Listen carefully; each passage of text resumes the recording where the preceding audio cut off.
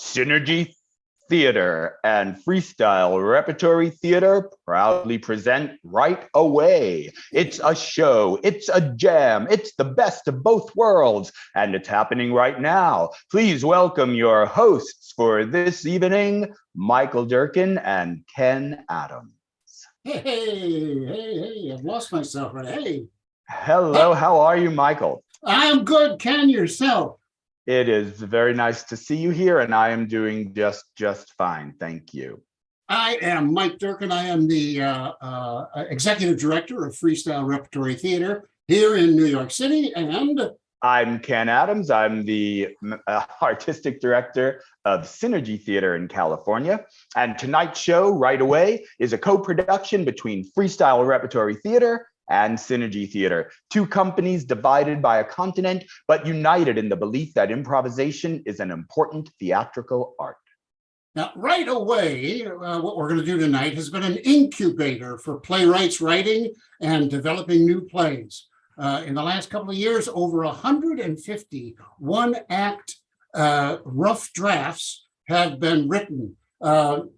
Titles which you might be familiar with. For instance, We Like Sheep, Tent in the Backyard, Abandoned Woolworths, and our Pulitzer Prize nominee, Corpse on the Window.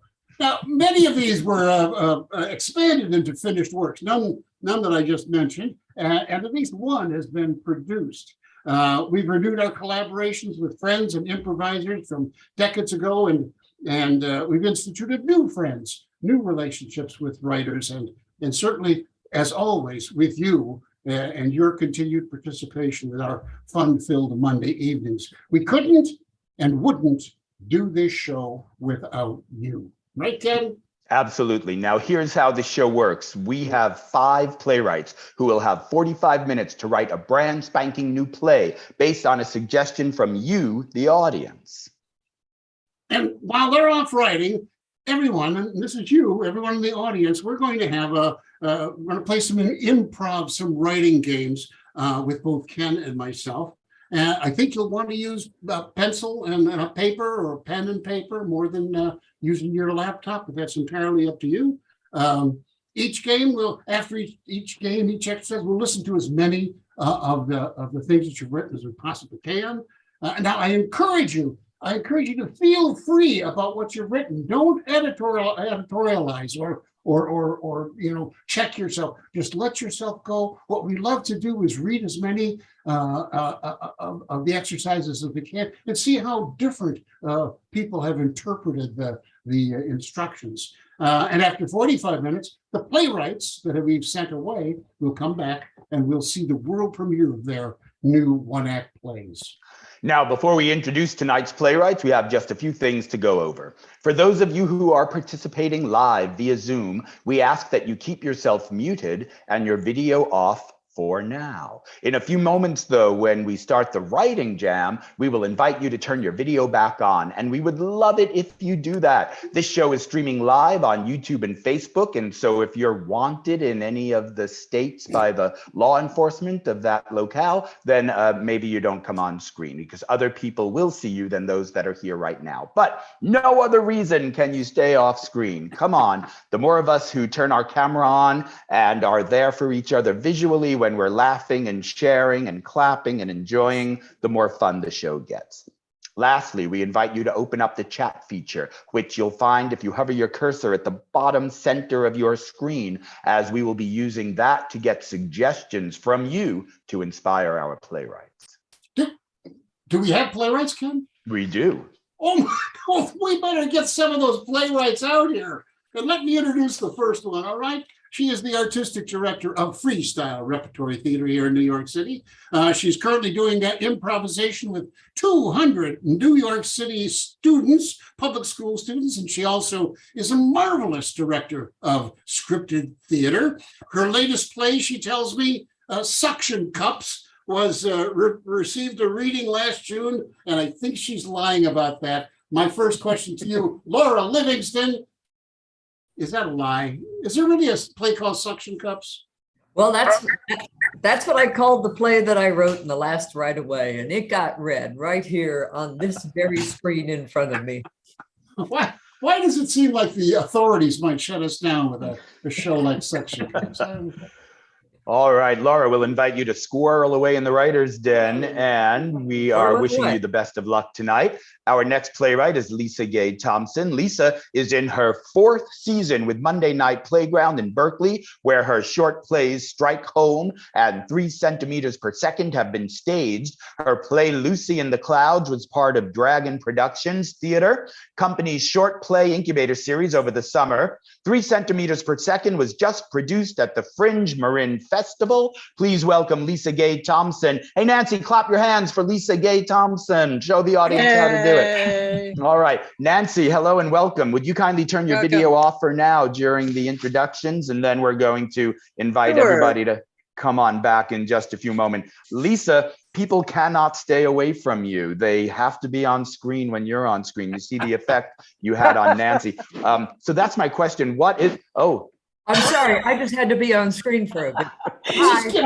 Welcome, everyone. Welcome. Now they're going to shut us down. So Lisa, tell us, what is the secret to your writing that appeals to people so much? Oh, gosh. Oh, Ken, I'm going to pay you back for that. Well, we'll discover it tonight when we read your play. It's an honor to have you here as always. Your career is taking off in such an exciting direction. Go have fun in the writer's nook, and we'll be right back with you. Next is a gentleman who's been with, who was a cast member of Freestyle Rip, and we did this show Right Away in person over 20 years ago.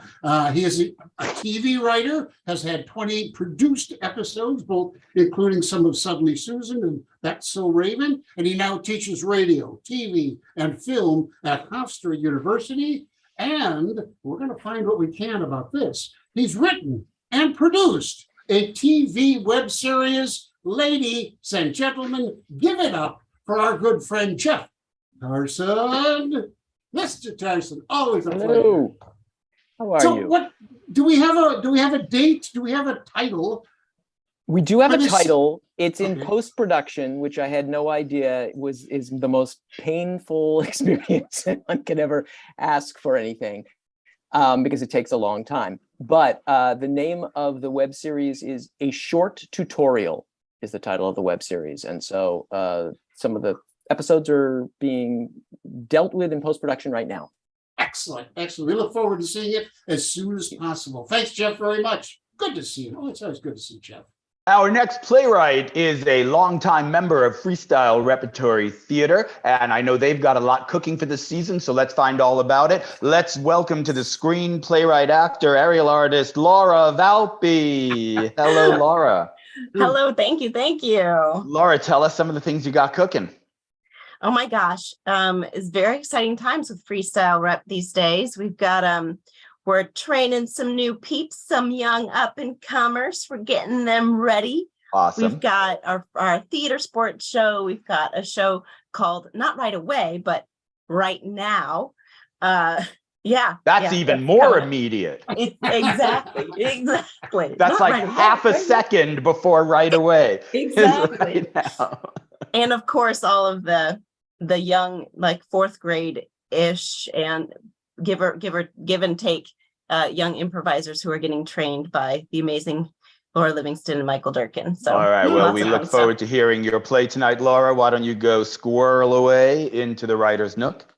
And our final guest, he is co-wrote the screenplay for Denzel Washington's film Deja Vu, and he co-wrote the screenplay for Denzel Washington's film Deja Vu, and he co-wrote, I was going through it. He's also got a short comedy, Gunpoint, who's being seen at film festivals everywhere. Ladies and gentlemen, our good friend, Bill Marsili. Welcome, Bill. Good to see you. Thank you. Looking forward to this. Everything good? Did you work with Denzel? Were you around him at all? Was he a good guy?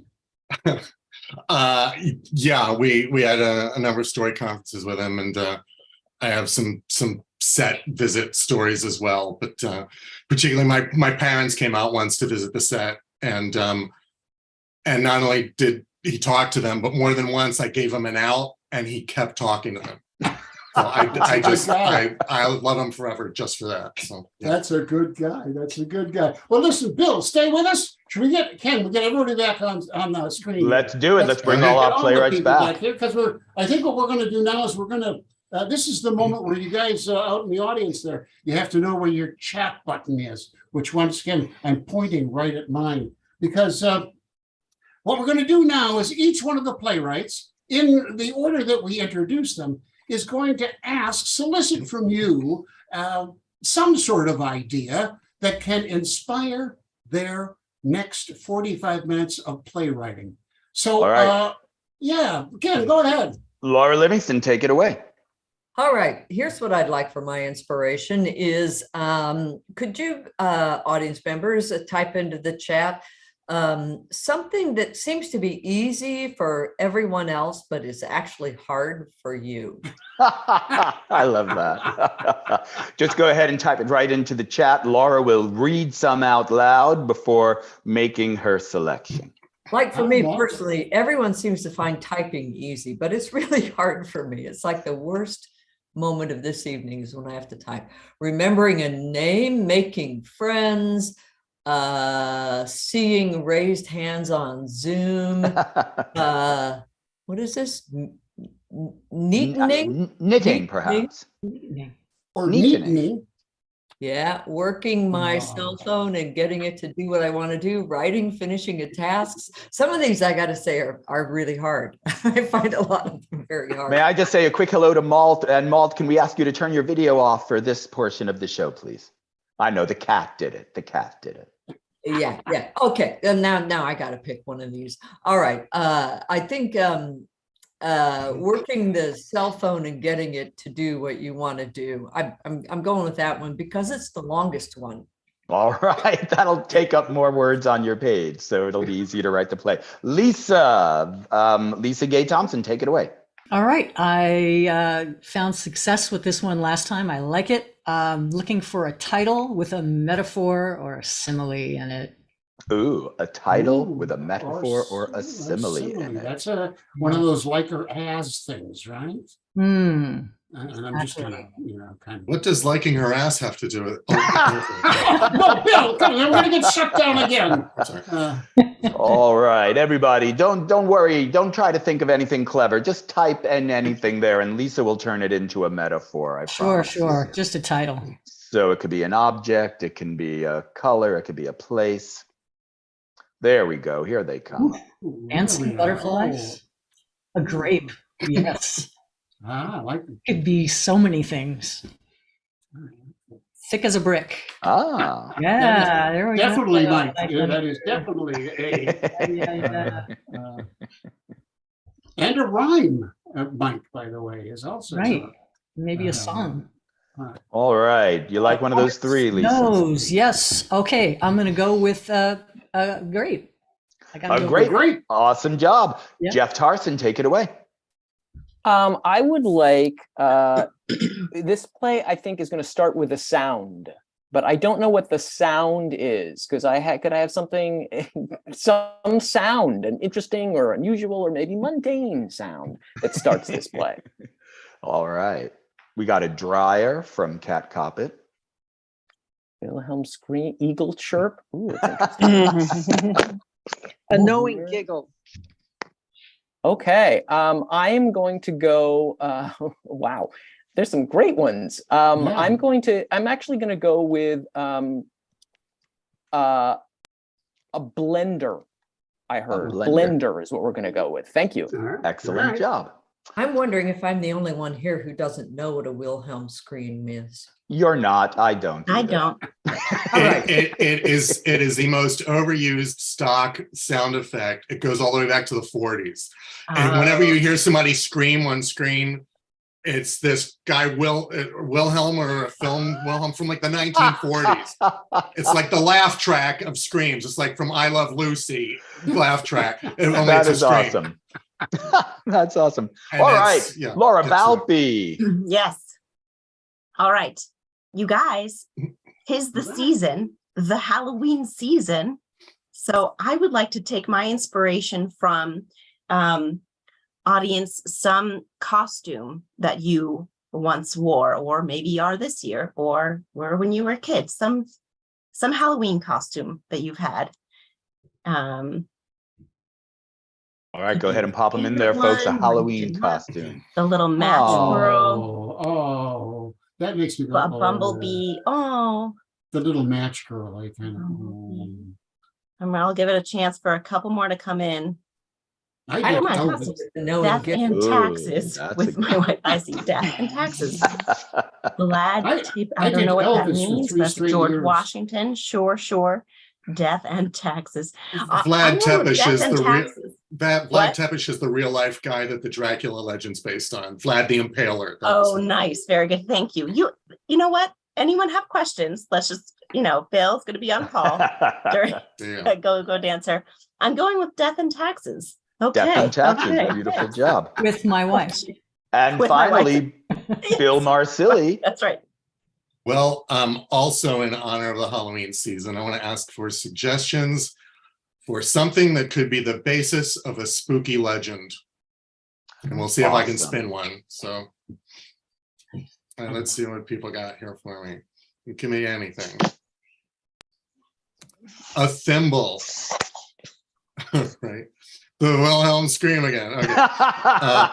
The missing wormhole. Okay. Statue of Liberty. Horse rain. Give it another second here. We've only got like 4 or 5. That might be it. A cookie recipe. All right. Whoa, here a couple of bunch. Okay, a lighthouse, a glass of vodka. Ooh, I love lighthouses. All right. We'll do the lighthouse, and if I can throw in any of these others as a bonus, I Yes, will you can. as Which one do well. you want? Oh, I gotta say so up front. Oh, no, you don't have to. If you want to surprise us with it, Yeah, you're no, welcome to do it. Yeah, lighthouse. All right, we'll do lighthouse. Beautiful job. Now let's take one moment just to review all of the suggestions going back from the top. Laura Livingston, Person can't work their cell phone and get it to do what they want to do. Lisa Gay Thompson, A title that has something to do with a grape. Jeff Tarson, The sound of a blender. Laura Valpy, Death and taxes. and Bill Marsili. A lighthouse. Ooh, I like this. I like how this evening is shaping up. All right, you guys, we both Ken and I have set our I can't get this for 45 minutes. We've set our timer for 45 minutes. So in a few moments, we're going to start that thing off. I want to remind the playwrights to keep your eye open for your any text messages. We're going to send you some prompts in the middle of your work that we'll get from the audience. But in the meantime, all I want you to remember is that whatever you write is going to be remarkable because you've done it under pressure. You've done it in 45 minutes, and we're just going to love it. So have a grand time. But if you're ready, on your marks, get set, right away. 45 minutes. Where is that? Why is it so foggy? All right. I think we understand. It was a metaphor, Mike. It was a visual metaphor. I think we understand. All right, my friends in the audience, our writers are off and writing, and that means it's time for us to have some fun with our Writers Jam. Everybody, please turn your cameras on and say hello to us. You can do it. You can do it. Mike Unger. Well, hello, Mike. There's Bill Mike. Durkin is number There's 2. Bill. All right, here they There come. we They go. are fearless. They are dauntless. All right, my friends, we have an awesome Writers Jam for you. Go ahead, people, turn your cameras on, have some fun writing and sharing with us. Hello, Anath, all the way from New York City. It's very, very nice to see you. We are going to start off just by doing some quick, easy, what I like to call bottle openers. Imagine you have a champagne bottle and you're popping the cork and all the champagne comes flooshing out. Well, all of that champagne is your creativity and spontaneity, but we got to open the bottle, pop the cork in order to let it come splooshing out. So if you're not on screen with us, I hope you're doing this. If you want to read, just go ahead and let us know somehow by talking, and we'll let you know, or send us a chat. And we'll get started. So does everybody have your paper? Does everybody have your pen? The first thing we're going to do is called finish my sentence. So it's simple as that. I'm going to say the first half of a sentence, and you're going to write the remainder of that sentence. Just the first thing that pops into your mind. No need to be clever. Just whatever pops into your mind, that's what you're going to write down. We're going to do three of these, and then we'll have some people read out the three things that you wrote. Nice and easy. So here, grab a pen real quick. Yeah, go ahead. All right, it's my first time here, so.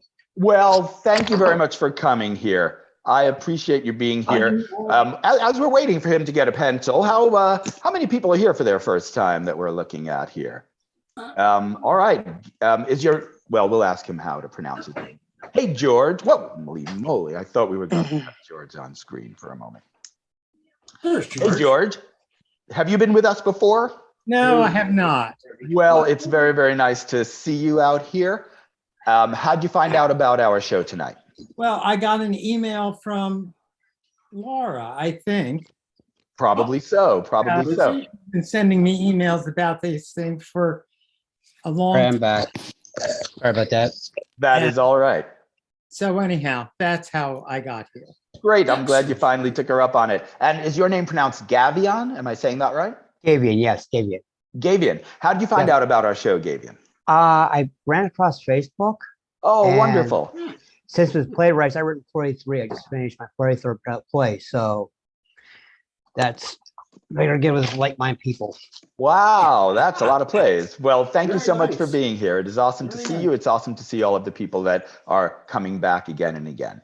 All right, are we ready? Nancy! Nancy's there. Thank you for coming on screen. Here we go. I'm going to say the first half of a sentence. You're going to spontaneously write down the remainder of that sentence. So here we go. Oh no, there's nothing in the refrigerator except...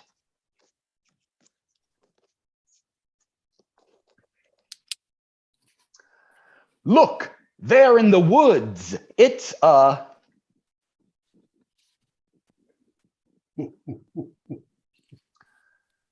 Wow, I never thought I'd grow up to be a...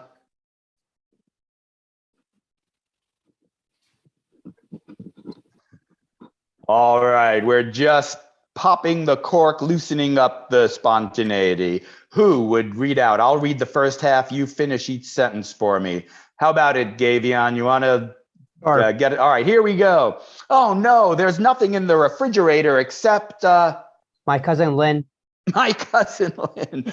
Look in the woods. It's a... headless squirrel, I never thought when I grew up I'd be a... brownie.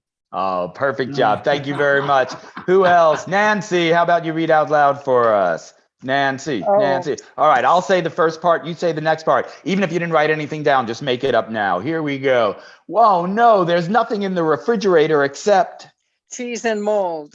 Look over there in the woods. It's A bear and my best friend. I never thought I would grow up to be a... A dentist. Awesome job. Perfect. George, how about it? You ready to read for us? And then Sure. Ray, you'll go right after George. All right, George and then Ray. Here we go, George. Oh, no, there's nothing in the refrigerator except... My missing pet rat. Look over there in the woods. It's Snowman melting. Oh, I never thought when I grew up I'd be a... Lumberjack. That is awesome and true. I did never think that. Excellent job. All right, Ray Valpy, here we go. Oh, no, there's nothing in the refrigerator except... This leftover opossum. Look over there in the woods. It's Mama opossum. I never thought I'd grow up to be a... an opossum hunter. There's a theme. There's a theme, Ray. We've developed a theme. All right, I'm going to take 3 more minutes to do the next version of this because those were pretty simple ones. I was just setting up a noun and you were able to plunk in the noun and you did a wonderful job. But this time the sentence will be a little bit less directive. So you'll have a little bit more freedom to write whatever you want. So just go ahead and have fun with it. There's no such thing as a wrong answer. Number 1, I remember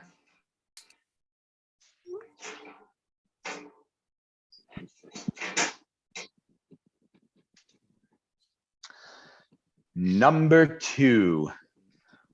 Wow, that was.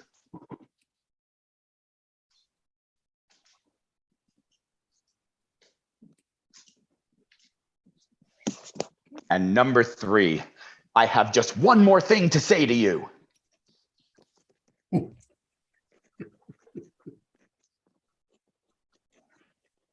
All right, let's hear some out loud. Bill, will you read for us? Sure. All right, I'll set them up and you spike them. Here we go. I remember. The time I ate a possum. We call that reincorporation. Whoa, that was. One heck of a lay. Must have been a great trip to Hawaii. I have one more thing to say to you. That one I didn't get to. All right, that is perfectly fine. Let's see, who else? Who Thinking about gonna the other read? one. What's that? I was thinking about my last answer. Oh, that, yeah, I got you. All right, Malt, you want to read out loud? All right, here we go. I remember. When I karate chopped the moon in half. Whoa, that was. The second greatest thing to happen to the moon. I have just one thing to say to you. I think it was cooler when Neil Armstrong glued it back together. I love how we're knitting stories together out of this. Nancy, how about it? Would you like to read? Yeah. All right. I remember. Leaving the key in the parking lot. Whoa, that was. Horrible. I have just one thing to say to you. Not now. Awesome job. All right. Hold on, Mike Unger. Can we get Mike, you Unger? ready to read? Sure. All right, here we go. I remember. When I opened the refrigerator. Wow, that was. Quite a show. I have just one thing to say to you. Where's the Tin Man? Awesome. Beautiful job. All right. I think we are feeling warmed up, ready to dig into some fun stuff. I will point out, Mike Durkin, that they've been writing for about 8 minutes already. So in about 2 minutes, we might want to, or do we want to throw them a suggestion now and then start the next one? Let's do it right now. All Let's right. do it right now. All right. You want to? Yeah. So we're going to tell them something now, and they're all 5 of them have to put this in their play. So here's my ask to you guys. One of the characters says something surprising, shocking. What is it that character says? Yeah, well, this is the chat time. Get those chat open. And what does that character say that is so shocking? A character says something very shocking. Type it into the chat, and we'll send it off to these guys, and all of them will have it in their play. Get it in there. A shocking thing. Well, you know what? I'm not sure whether I've got. Have I got my? I may not have my chat open. Well, go ahead and open it. I've got my chat. All right. I see. Oh, I am not your father. You stole my idea. I'm secretly a jewel thief. I'll tell you what. We're going to put 2 of those together. We're going to make it. I am not your father. I'm secretly a jewel thief. All right. So I'm going to give our writers a 35-minute warning. They have 35 minutes left to write their play. And I'll type in the suggestion if you want to go ahead and set up the next exercise. Yeah. Listen, I just got to say, I was born while my mother was in prison. Ray, I think that's a great one. Ringo is my brother. I think all of those would have been fun. Let's keep that kind of in the back of our heads as we In that first exercise, we seemed to put a lot of stuff together with the refrigerator and the cheese and the opossum. So we're all working together. We would collectively come up with a great play. I think the whole bunch of us. Here's what individually I'm going to ask you to do: to write a monologue, a short monologue, certainly, a monologue that shows the depth of feeling and perhaps the strategy that might have be in the mind, whatever. But it's the we're going to take about 3 minutes, I think, to write a monologue from the point of view of an animal. Choose an animal, think about that animal, and write that monologue from the animal's point of view. And we're going to start right now, and in about 3 minutes, I'll see what you guys have come up with. You ready? Have a grand time.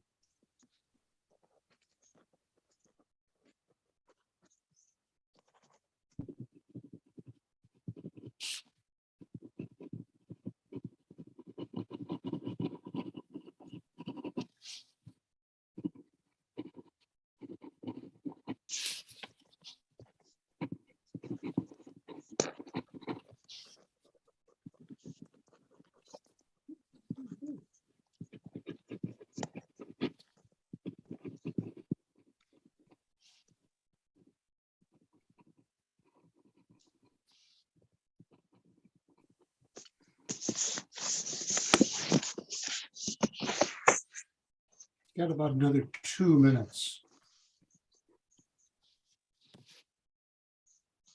Don't work too hard at it, Nancy.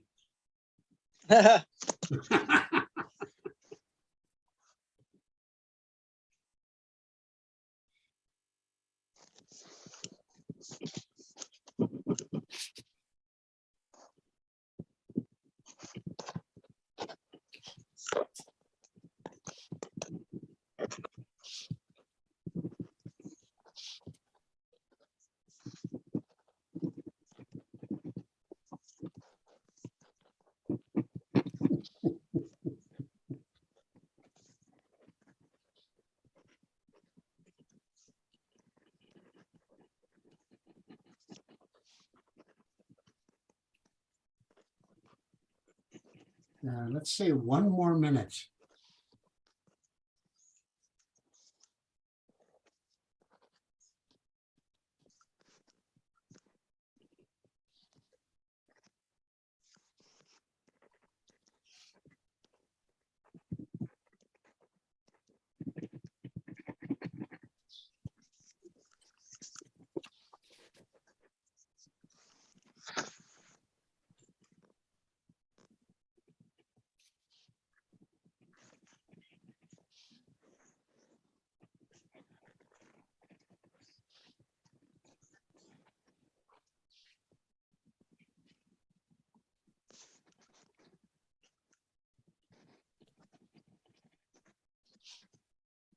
All right, you guys.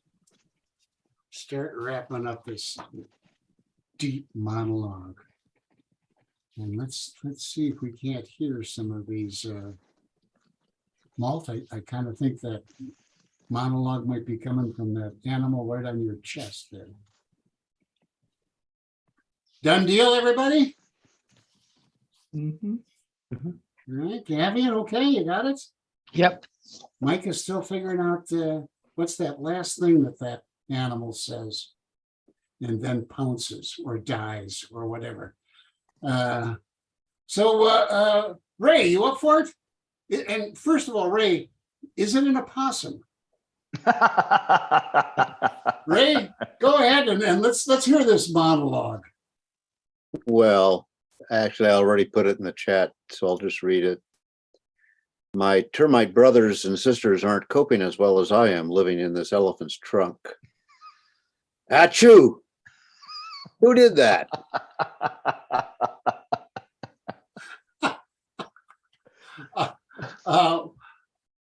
Is it mucus or is it little mites or something? What exactly was in that elephant trunk? I think it's awesome that they chose to live in an elephant's trunk. That's very creative for a termite. Actually, Mike, you up for it? Mike, you have to Sure. Should I tell what the animal is, by the way? I think we should guess. I think we should see if we can determine. One day I was walking through the woods looking for a place to take a crap. Suddenly I got a whiff of something sweet. Was that honey? My crap could wait. It seemed to be coming from the other side of the hill. It seemed to be coming from the other side of that hill. I crossed a small stream and got to a tree. There it was. That was on a hike I took last summer. It was supposed to be an animal. I'm gonna guess bear. I'm on there. Okay, all Bear. right. All right. So the answer to that age-old question then is yes. Savian, what do you think? Yeah, for it? Gabion, would you want to go ahead and read Gabion, yours? I'm sorry. Yeah, sorry. Yeah. I was like, who's Xavier? I'm like, we got a new person here? You know, I said Savian because I was thinking of Savian Glover. Do you know Savian No, Glover? it's more close to Damien than it is that. Oh, okay. All right. I got you. They're a curious sort of creature. They're dull and amusing, but they're convenient. I mean, I get petted and fed and sure they like to pet me. I guess I can put up with that. I mean, I had to sacrifice something, but never my dignity. They think that the whole world they think they rule the house, and they don't. Don't get me started on that drilling mongrel. Sheesh. He's like a I have a hard time in my handwriting.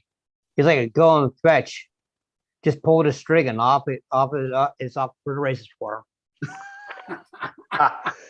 I have a guess. Who wants to guess what the animal was? A kit. Gotta be, right? Is it a kitten? Yeah. It's a cat. It's a cat. Yeah, a kitten. That's what I was going to guess. Hey, Bill, you got one? I do, yeah. Let me hear that one, Bill. I've been in the bathroom now for 10 hours. How long do they think I can hold my urine? I'm a good dog. I wish they thought so too. I might just take a crap right there on that bookcase. They don't come down here now and let me outside. Oh, Well, you gave it away, of course. However, Yeah. I think you have got personal experience, I think, in a situation like this. It's possible. I Yes. don't know. I'm not sure if you do or not. Nancy, what do you think? okay. Here we go. Honey in a little corner. Excuse me. Let me start again. Honey in a little thimble in the corner of the kitchen. Thank you for feeding us through the winter. Hummingbird. Oh. Bees? Are they bumblebees? No, hummingbird. Mm. Hummingbirds. Or ants. This is That's what I thought,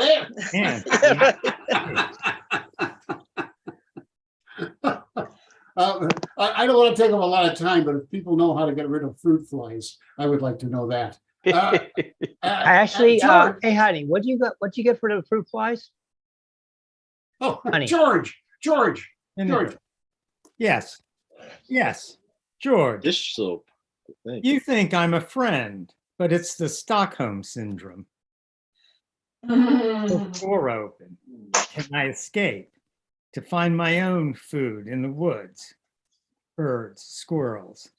I'm so tired of this tin shit. It's the cat. Yeah. Do you actually know a cat will eat your dead body, but a dog will not? My I cat, did, yeah. yeah, my cat has already started to eat my body, so I'm well. Malt, you got one there? I do, yes. No, by all means, let's hear it. What does a fish know of the sky? What do any of you four-legged shellbacks have to say about the air 6 centimeters above you? No other turtle has ever jumped before. The best we manage is to slide condescendingly off a log as a kayaker kayaks past. Yes, I am going to die. Yes, this eagle has dropped me 12 meters above a rocky crag, 12,000 feet elevated from the pond of my father, and his father, and his father, and every painted turtle before him, going so far back as to predate turtles themselves. This is the cost of absolute perspective, the total smashing oblivion when the ground meets you. O eagle, O foul claw, I accept your bargain. Wow. That's right. Holy cow. All right. Woo. There you go. That was That was 4 marvelous. minutes. That was, I would publish that one, Mo. Yeah. And Listen, you did that all with just one hand too. I have heard the story, for those of you who, Aeschylus, one of the great writers, Greek writers, died, we're told, when an eagle dropped a turtle on his head, because he was a bald guy. But it's a story that I've heard. Wonderful, wonderful, you guys. So all of us have to look out for that or what? I don't know if there's anybody out there who's not on camera with us who might want to read their stuff. Anath, you can certainly read without coming on camera if that's your choice, or if not, we can certainly move on as well. Should we move on? Well, I happen to have one that is kind of related to malts in a way. Well then let's hear it's yours. The ocean is a large blue blanket that covers the world. From here, I see nothing but the surface of the glistening water. Just below, somewhere, a fish that will be my dinner. Only one of us will go back home tonight. Either I will eat and it will die, or it will slip away and I will perish from hunger. I see it. There it is. Oh, aim be true. I lunge. That has to be an eagle. It was an eagle. And right before I lunged to catch the fish, I dropped a turtle on Durkin's head. Can you believe that? Can you believe it? How are we doing on time? Do we need We're doing okay. Let's see. We can give them another suggestion anytime in the next 2 or 3 minutes. They've been writing for 5, 10, 15. They've been writing for 22 minutes. Okay. All right. Have you got one for them this time? Yeah. Shall we give them another one now? Let's do it. Yeah. All right. Let's do it. Let's do it. So I'm going to add Leslie. Last time we had a line of dialogue. So this time let's have something physical. Suddenly, one of the characters does something unexpectedly that is very physical. What does this character do? Just pop that into the chat.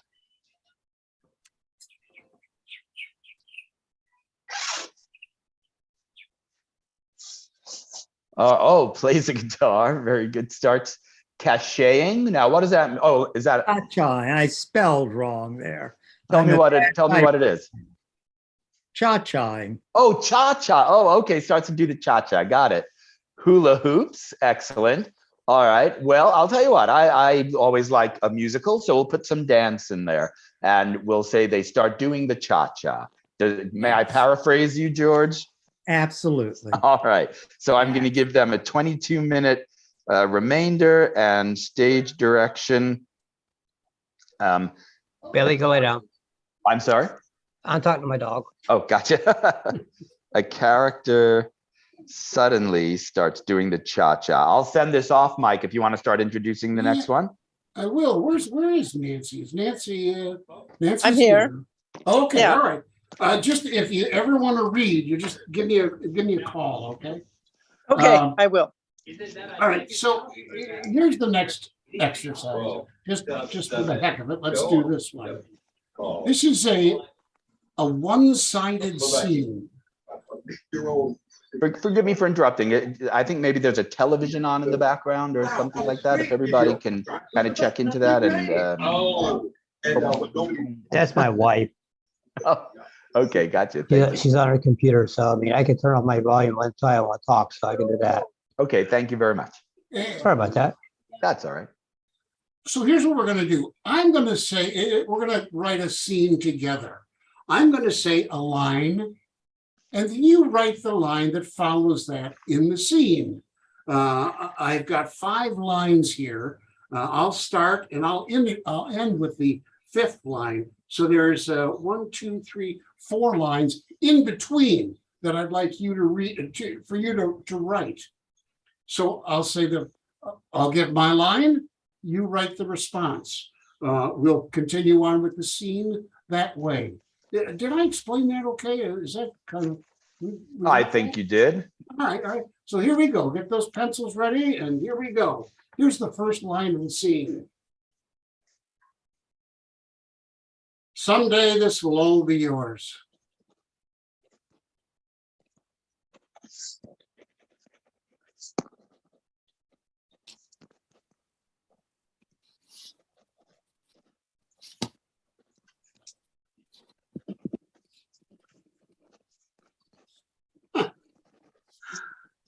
That's what I thought your reaction would be. I know you better than you think.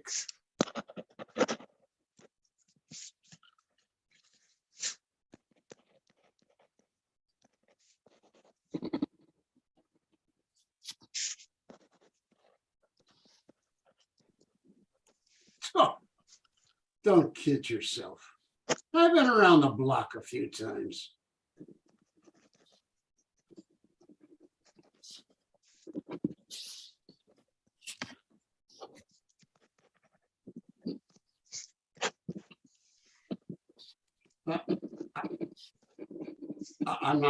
I'm not sure what I should do now.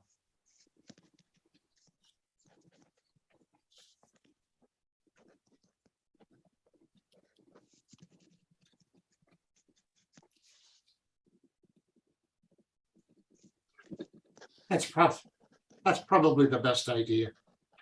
Okay. That's it then. End of scene.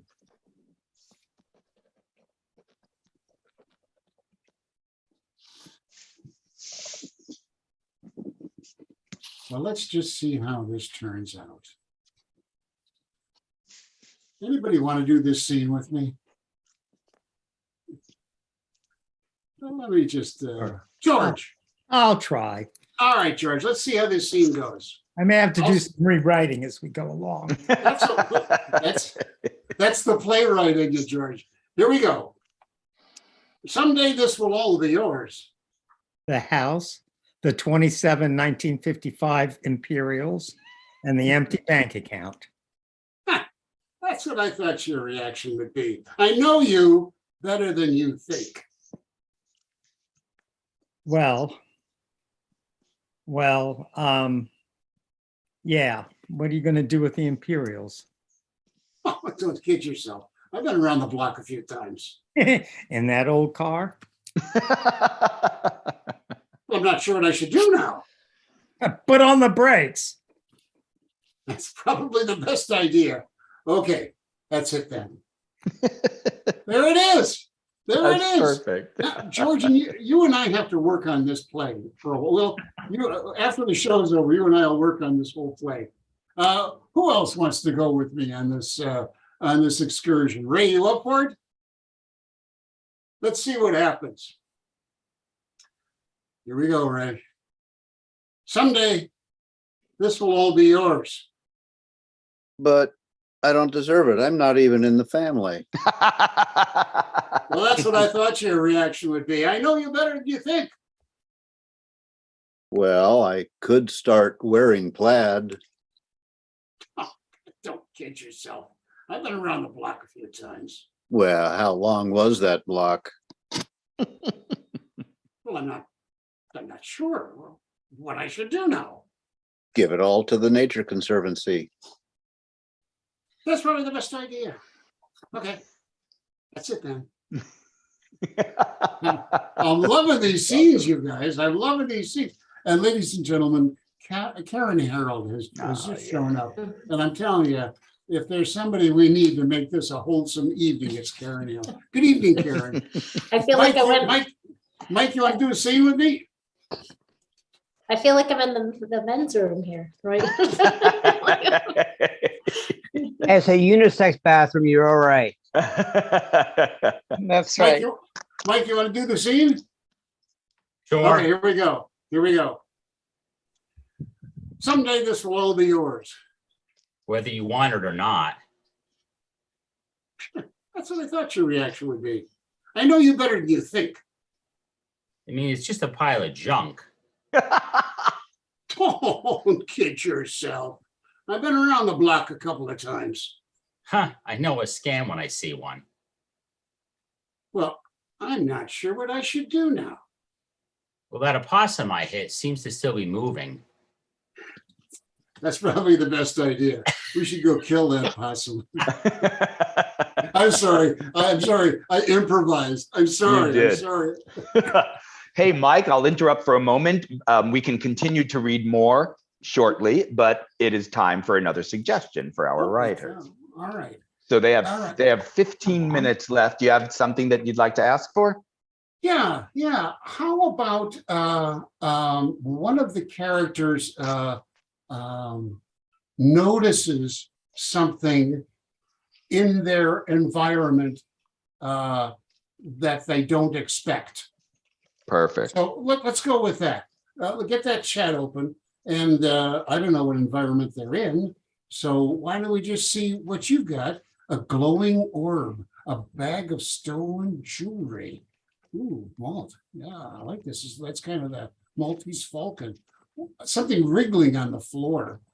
The owl staring me down. I'm going to go, if that's all right, I'm going to go with something wriggling on the floor. That just makes me kind of shake a little bit in itself. So a character notices something wriggling on the floor. All right, I'm typing that in. Give me 1 minute. A character notices something wriggling on the floor. And while we're doing that, my brother and I are going to do a scene for you. Perfect. This is the guy over here on my left, on my screen. So are you ready, Bill? You ready to try this out? I think so. All right, let's give it a shot. If nothing else, you can always improvise. This has nothing to do with family or our relationship, too. By the way. Absolutely. Or could. Here we go. Someday, this will all be yours. I hope not. That's what I thought your reaction would be. I know you better than you think. Oh, you're a real ass. Oh, don't kid yourself. I've been around the block a few times. And you look like you should go a little farther sometime. Well, I'm not sure what I should do now. Take a hike? That's probably the best idea. Okay, that's it then. Hey, don't leave. We're not, we got more to talk about. Bill, the last line of the scene is my line.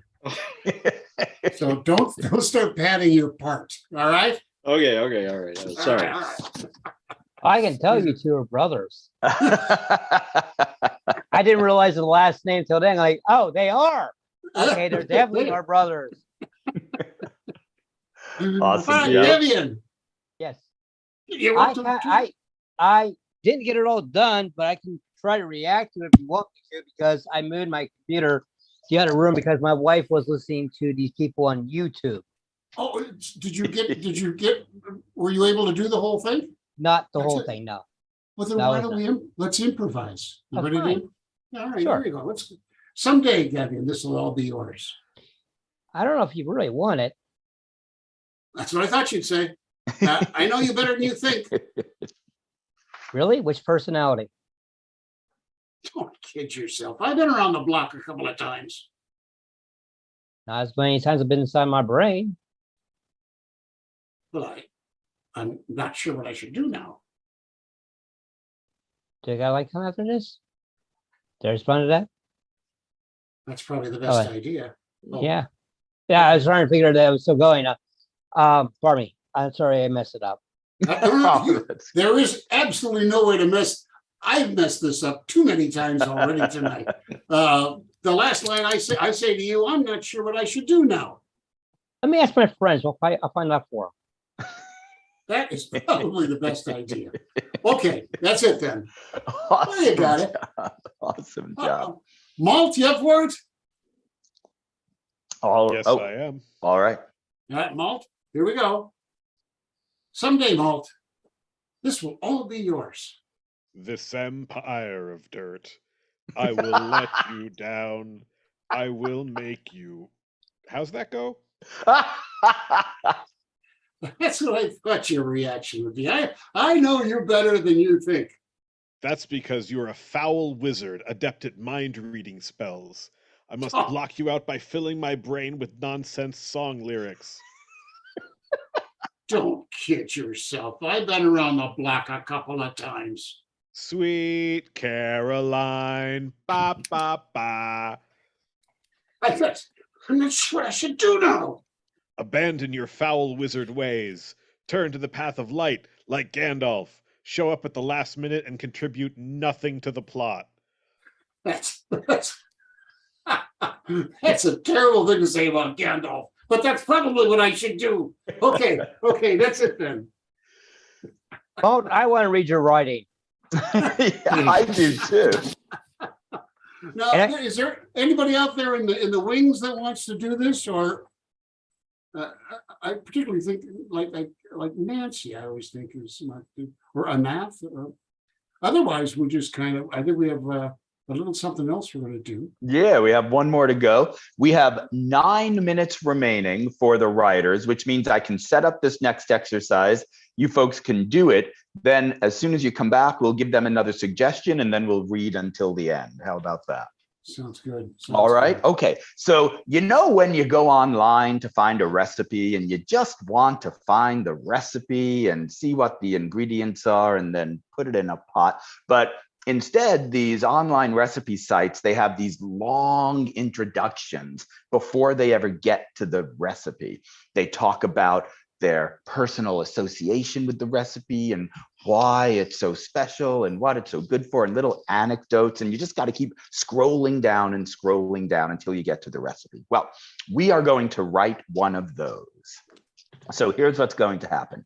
I'm going to give you the food. That's going to be your suggestion, the thing that you're going to write the recipe for. But of course, you never get to the recipe. The first there's going to be a couple of different things you can write about. The first paragraph, or however long it can be, is like a personal memory, why this food is important to you, personal anecdote from your life with the food. Then you're going to talk about a key ingredient and what you have to look for in this key ingredient. So I'm going to put this in chat. Personal memory about the food, key ingredient, and then what type of event is it perfect for? And at the end of each paragraph, or as often as you want, you write recipe below, but you never get to the recipe.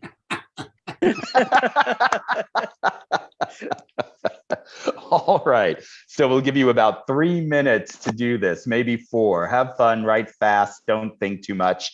And the type of food is vegetable stew. A recipe for vegetable stew.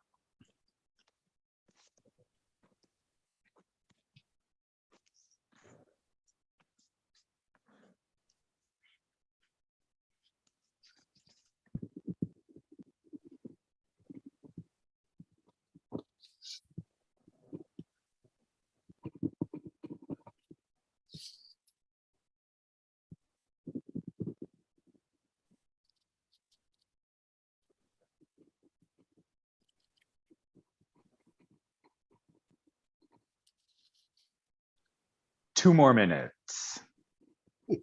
Man.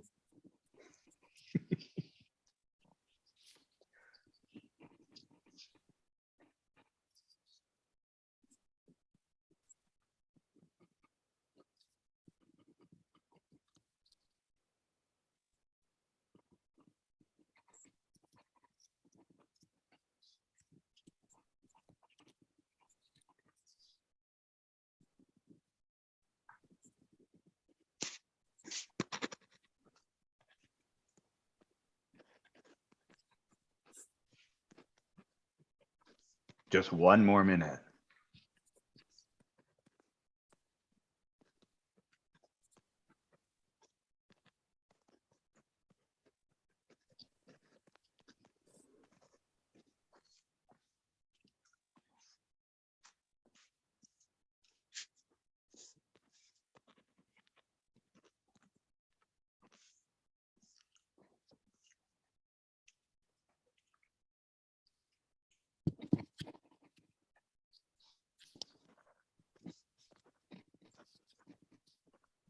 All right, that's it. Everybody stop writing. I'm giving the writers a 4-minute warning. They only have 4 minutes left to write, and we need one last suggestion for them. So how about something surprisingly falls from above and lands on the floor? What is it?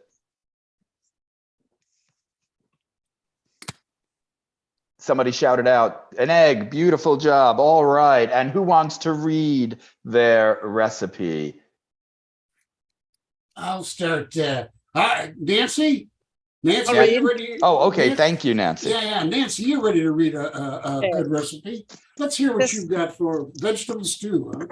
This is winter vegetable stew. My mother always used to make vegetable stew, but I hated peas. So I would take them out of the stew and hide them in my napkin and then put them in the garage. This stew has no peas and instead has rutabagas.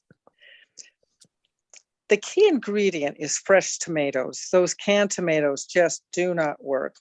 It's perfect for serving on a cold winter day when there's nothing else in the fridge to eat. Oh my goodness, that sounds exactly like those things, Nancy. I Do read you- them all the time. Awesome job, thank you. Who else wants to read? We have can. 3 minutes, let's hear a I bunch. can do if you want, no problem. Go ahead, please. My grandma called it stone soup, but it wasn't really soup. It was vegetable soup, fresh from her garden. I remember how we played in the garden with the kids, but I always could smell those strawberries. But her scene green was rhubarb. It wasn't strawberries, but it made it soup. Made this how sweet it made it soup. Sunday brunch. It was always a picnic. Awesome job, I love it. It's amazing how these really sound exactly like these things on these websites. All right, anybody else who's gonna read for us? Karen Harrell, you got anything? All right, Karen Harrell. All right, let's see if I can, I was kind of messy today. Nothing is quite so inviting on a cold New England winter evening than a piping hot bowl of vegetable stew. Curls of steam coming from the comforting contents of the earthenware bowl. I lived on vegetable stew during my first winter in New Hampshire. Recipe below. Essential. An essential part of your soup is homemade vegetable broth. The broth must be brewed long, slow, and with love. Recipe below. Beautiful job. Beautiful job. We have 1 minute left. We can get in another one. Who is going to read what might be the final recipe of the day? Malt! We like malts. 10,000 years before the evolution of chicken, God's favorite meat, our forebears survived on nothing but kelp and algae. This is in tribute to them, except I've substituted the kelp for kale and the algae for rainbow chard. The taste is unchanged. Recipe below. The key ingredient to look for is kale. Make sure it's extremely curly, making it impossible to wash. Ideally, it will be organic. The bug protein is a vital ingredient. Select only the strangest heirloom varietals, like Psychopathic Red, which is grown only on Rahowa farms by a cult of polyamorous white supremacists. This meal is ideal for serving as a last meal to the condemned, or dribbled through the nose tube of a submissive with a medical fetish.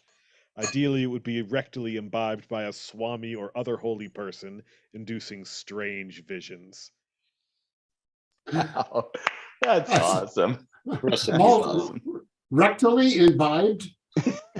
Or boofed, as the kids All would right. say. Everybody, give yourselves a huge round of applause. That job, is everybody. 45 minutes. Good You job. folks are Good. amazing. Gaby, I'm so glad that you were here. And George, I'm so glad that you're here to join us. Now, nobody's going anywhere just yet. I'm going to call our playwrights together. We'll take a quick break, and then we're going to come back and read the world debut of their plays. So I'm giving them the comeback sign right now.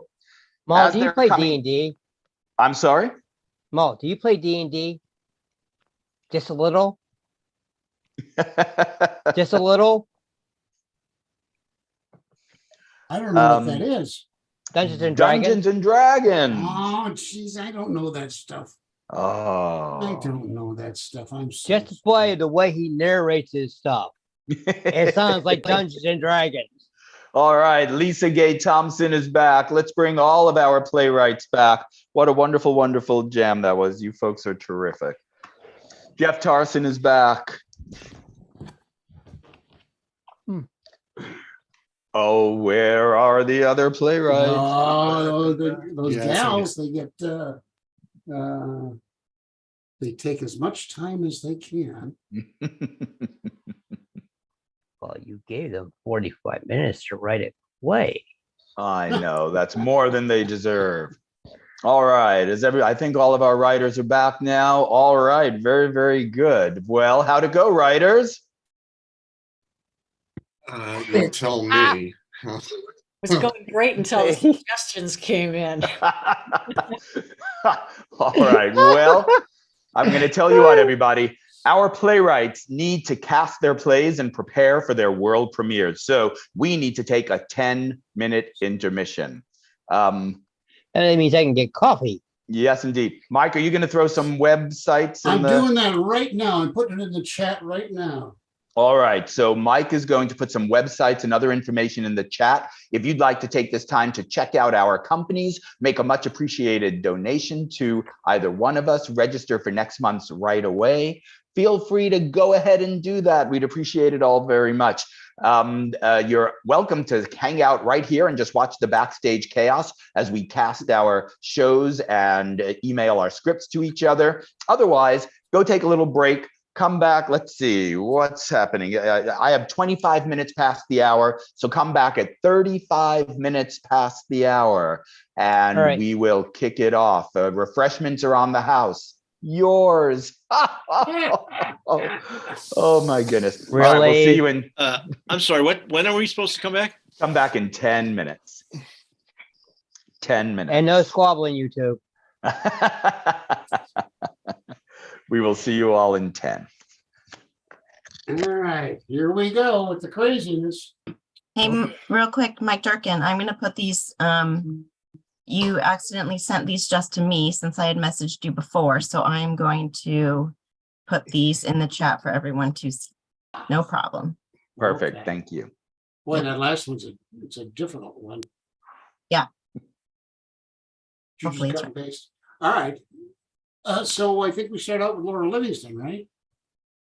Yeah. Sure.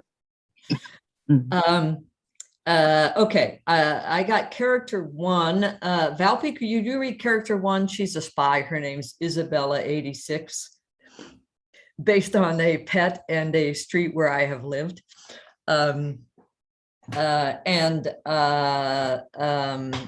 Bill, you want to read character two? He's James Bond. And Casting. Mike, would you read character A as in Apple? He's a Russian. He's a Russian writer. Waiter. He's a Russian waiter. Really no good. He's a bad guy. He's a Bond villain. Is that it? That's it. All right, Lisa Gay Thompson. Okay, I've got a big cast of thousands. Jeffrey, will you play Vlad? He's a vampire. Sure. Valpy, will you play Gloria, a 20-year-old old school Brooklynite? Ken, would you be Vic? He's a Brooklyn cop and jewel thief. Bill, will you play Joey? He's a tough guy. And Laura Livingston, small part, but vital. And child named Victoria. Who's named Victoria? Your character. Oh, okay. I thought you said something named Victoria. Okay. Jeff Tarson. Okay. Okay. So I have, let me see, I have 6 roles here. I would like Gilda, Laura, I'd like you to play that. Taggart is going to be played by Bill. Taggart, is that the name? Taggart is the name of the character. Okay. Yes, Taggart. Which Laura got Laura cast? Livingston. Laura Livingston should play Gilda. Okay. Then Taggart will be played. Bill will play Taggart. Laura Valpy will play Vicky. Lisa will play Jasmine, and the old Polish guy will be played by Ken. Old Polish guy, okay. Old Polish guy, yes. Give me a little Polish, Jeff. Give me an accent here. I don't have one. I use your best Eastern European, whatever you can come up with. All right. Vouch. All right. Jeff, will you play Death? Death, okay. And, yeah. And Bill, will you please play Taxes? Taxes. And how about Lisa? Will you please play Charlene? And that's it. Death, And taxes, last but not least, Death, Bill. Taxes, and Charlene. Bill, what do you got for us? Okay. Michael Durkin, do you ever read any of the characters, or do I do Sure. that among them? Yeah. All right. You will be the keeper, Old Tom. Okay. The keeper? Old The Tom? keeper. Yeah. It's and the other roles are 3 children. First kid, second kid, third kid. So first will be Ken. Second, Laura Valpy, and third, how about Jeff? Third, okay. All right, well done, everybody. We have 6 minutes remaining. So everybody, please go ahead, reply all to the email and share your scripts. Everybody, please remember to download all of the scripts, even if you're not cast in one, just in case we need a last minute understudy. Okay, I'm off to do that. And you put your name on the script. That's I think. Yeah, in the subject line, that would be great. The subject line.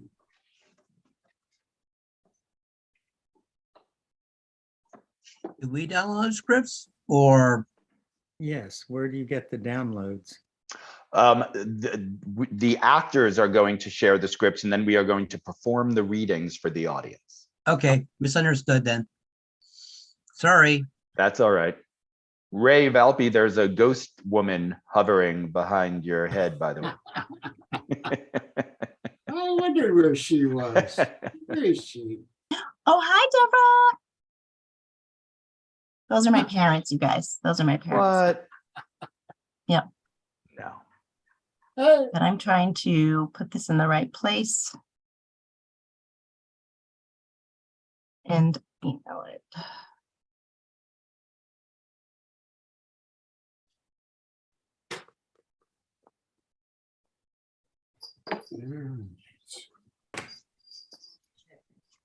Here's some food for you. Oops, excuse me.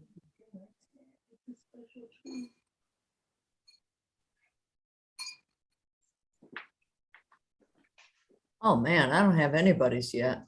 I only have yours, Laura Livingston. I have Lisa's. I have Lisa Thompson's and Laura Livingston's.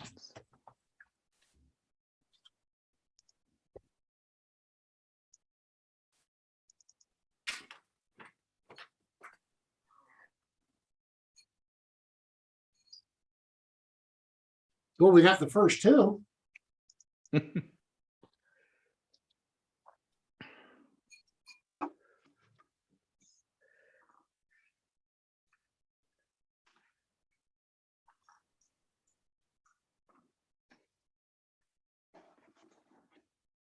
I've got the first two plays and the student debt alert.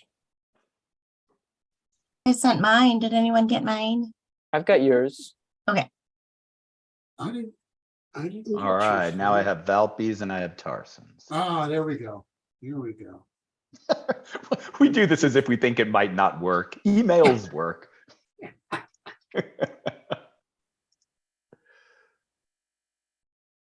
If this internet thing holds up for one more hour.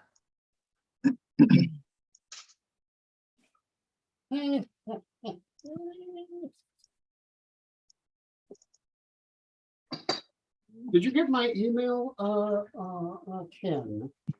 About Yeah. the hosts and the guests? I'm sorry? About the hosts and the guests for next month. I did. Did you? Okay. Yeah. I know. I think I have only not received bills. I have not received bills as well.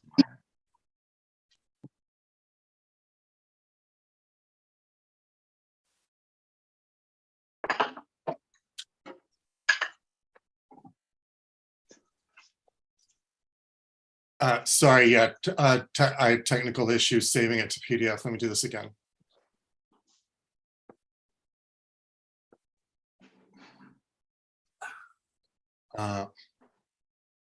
And I just have to put my name on the file name, right? So just Yeah, but anything that you do, we will know is yours at this point. yeah. So right. you can just send it however would help it go most easily. Yeah. All right. Just gonna put Bill M. All right, that's been appended, and now the It emails. flies. Okay. All right. You sound like me. You sound Don't like worry, Bill. I need all the time I can get, so stall. All right, no, all right, I have just sent it to everyone. Tell me if you got it. All right. And I gotta download everybody else's. Michael, that email you sent me with all of that information on it, do you have it handy or no? or I could just tell people, Bill, we've gotten your script. Oh, okay, Or I've good. gotten your script. All right, good. If you want, Ken, I'll Well, can you just say it when it comes to that? I'm sorry, I know I saw that Yeah, yeah, email. yeah. It Yeah, didn't yeah, I'll click do it. that that's what it was for, and so I'm not sure where I saved it away. Yeah, I'll do it. I'll do it. Oh wait, I see it. Oh, okay. Right. All right, and now I gotta open them, so I'm prepared to read. Okay. All right, 30 seconds, everybody.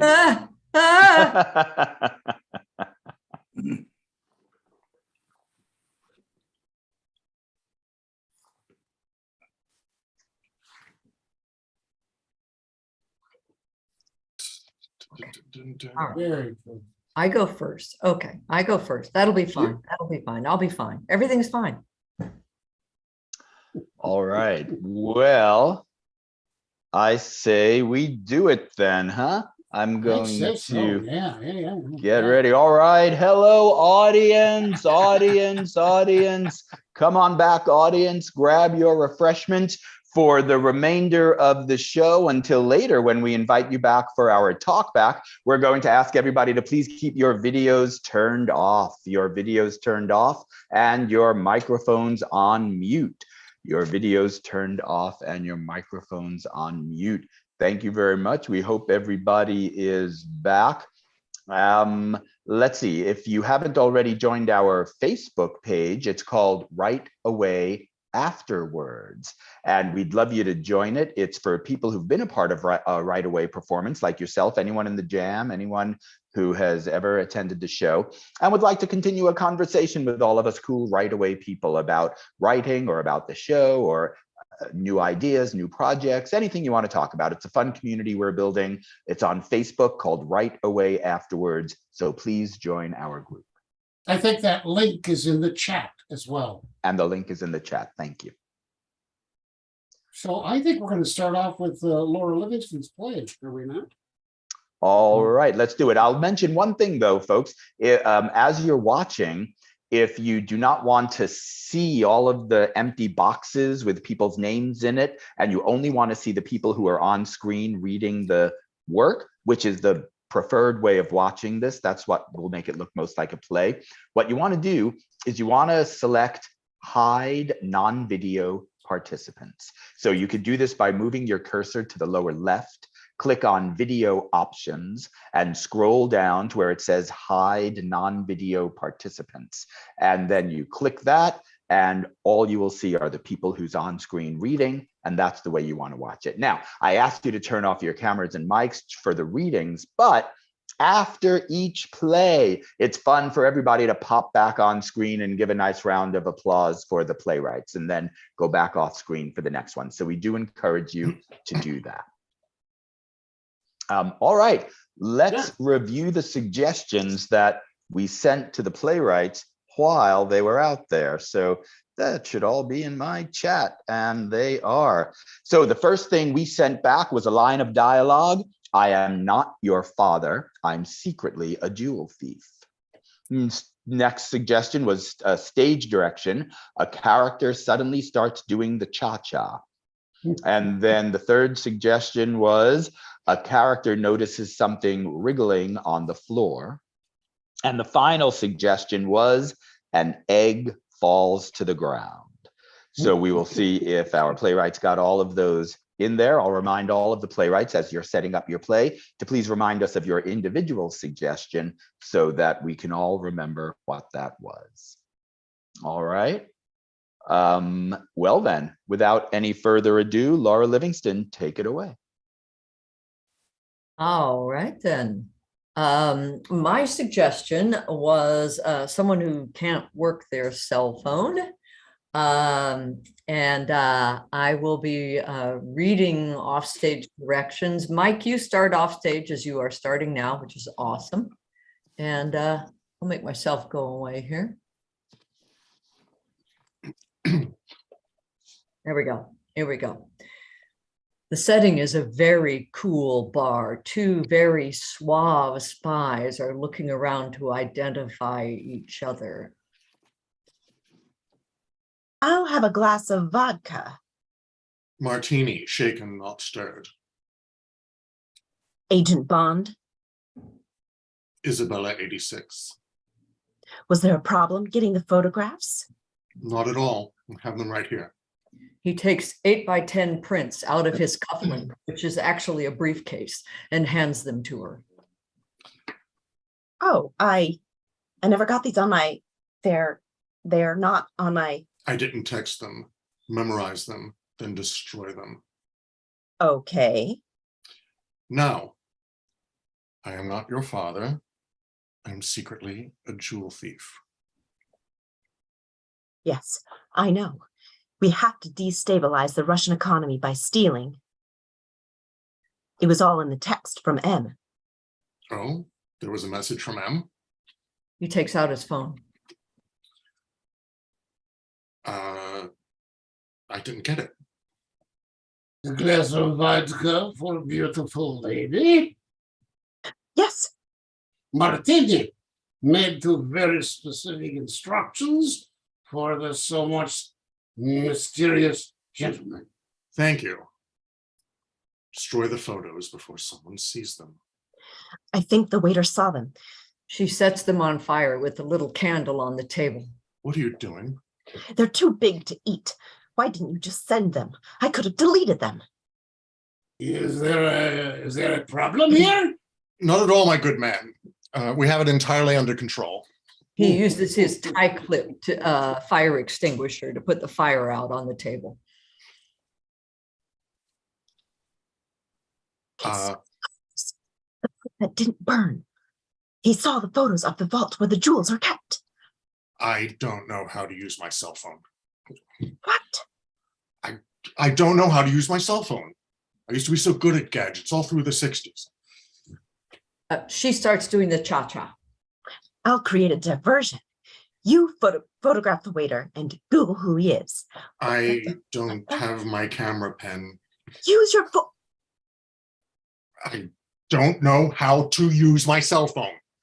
Get up and dance with me. They dance together. We have to escape. The waiter has been chopping up limes and other drink fruit, but hasn't put down the little fruit knife. He's wiggling toward us on the floor. Some fruit for your glass of vodka, madam? Or your martini, sir? Not now. We are dancing. 86, this is not the time to make a phone call. I'm Googling how to get from here to the jewel vault, you incompetent. I know. Once I was a great spy. Quiet. You're blowing our cover. Damn, the waiter is wriggling back to us.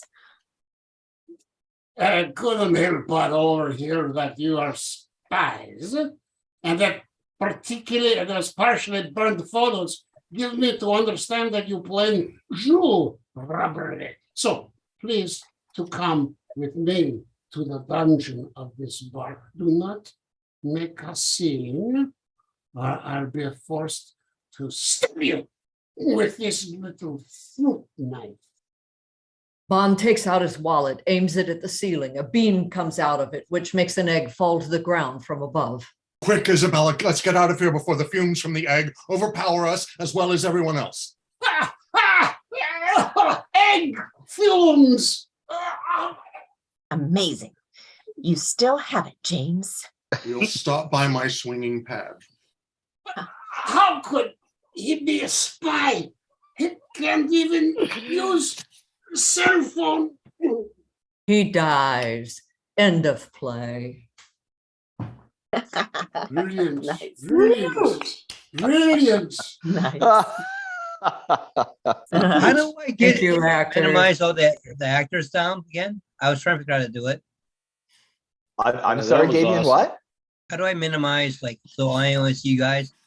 Oh, you want to go to hide non-video participants. So it's Doesn't down work. on the bottom by the video camera icon. Mm. And then you click on video settings and Oh. then hide non-video participants. Where's that? That is- Ah, It's I in just the did it video myself. settings menu. So you click on the icon near the camera. Then you click you click on the little arrow near the camera. Oh, Then you click on video settings, and then you scroll down underneath what should be your own picture that you're looking at. And one of the, am I correct? Yes, one of I the got it. check marks Okay, is I hide got non-video you. participants. We did it. All We right. did it. He's got it. Great. All right, excellent job. Wonderful. All right, beautiful job. Thank you, Laura Livingston. All right, my friends, let's all go back into the dark recesses of the theater. Let's turn off our videos, turn off our microphones, and we're going to turn it all over to Lisa Gay Thompson. Hello, hello. My suggestion for a play was a title, A Grape. So the title of this new play is The Night is as Full of Possibility as a Grape. Take it away. I don't think I need to read a single thing, so. The night is young, don't you feel it? The night is as full of possibility as a grape. I guess. This night is as young as you, so very young. Yeah. I'm young, all right. And I'm guessing you're not? I am old beyond counting. What are you, like 50? 50,000 would be closer.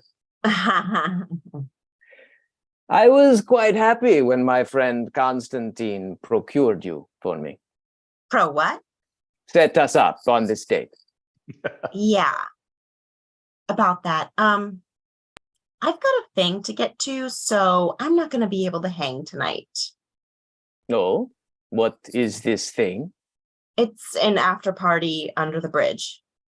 An unlikely gathering place for young people. Dad, Gloria, thank God. I've been looking everywhere for you. I got to talk to you. It's urgent. Dad, I'm on a date. With this old vampire. It's Halloween, Dad. Now, what's so important? It's about that tiara you're wearing. For my princess costume? You like? I thought you were a real princess. Why would you think that? How many real princesses do you know in Brooklyn? None at the moment, but in my day, I've tasted the kiss of many princesses. I'm due for another. I thought this might be the lucky night, as full of possibility as a grape. I need that tiara. Why? I'm not your father. I'm secretly a jewel thief. Interesting. I once had the jewel thief. So much possibility. Yeah, like a grape, right? What are you saying, Dad? Of course you're my father and a decorated cop. I'm a jewel thief and a decorated cop, and you're adopted. I don't know why I'm telling you that last part. What? It was urgent you came out to tell me you're a jewel thief? You're wearing a tiara that cannot be seen by certain people. If it is seen, we're in danger. We are? Not you, old man. Thank God. I break out in hives when there's danger. I've been all over town already. Nothing happened. Let's get you off the streets before the wrong people see that thing. If I wear it, it's disguised. Nobody will think it's real. You might be right. It's Halloween night. A night so young, so full of possibility, like a grape. Now there are two of you. Where'd you find this guy? A friend of a friend. Oh, he's a doozy. Would you like to see the cha-cha-cha? I could have gone all night not seeing that. Listen, Vlad, we don't want to draw attention just now. How about a waltz? I love to dance before I feed. Enough with the vampire innuendo. I haven't seen a vampire costume on anyone older than 5. Halloween is always my biggest night. What's that? It's a hand. It's crawling toward us on its own. Now that's creepy. It's coming closer. Joey? Joey, come out. I know it's you. Hey, Glow. Are you following me? So what if I am? What are you doing with this creep? Am I right, Mr. Donatello? I guess that's one thing we can agree on. Came to warn you. Mr. Big saw that tiara. He's coming for you. Damn! Yeah, I got a car waiting. Come on. Not you, vampire. There's only room for 2. I don't trust him. Well, I do. Joey, I'm sorry we broke up. Joey, you're a good man. This night, it was so young once, so full of possibility, like a grape. Now I'm alone under a bridge. Ooh, now I'm pelted with an egg. Hi, Mr. Vampire. Trick or treat. Smell my feet. Give me something that's good to eat. Ah, things are looking up. The end.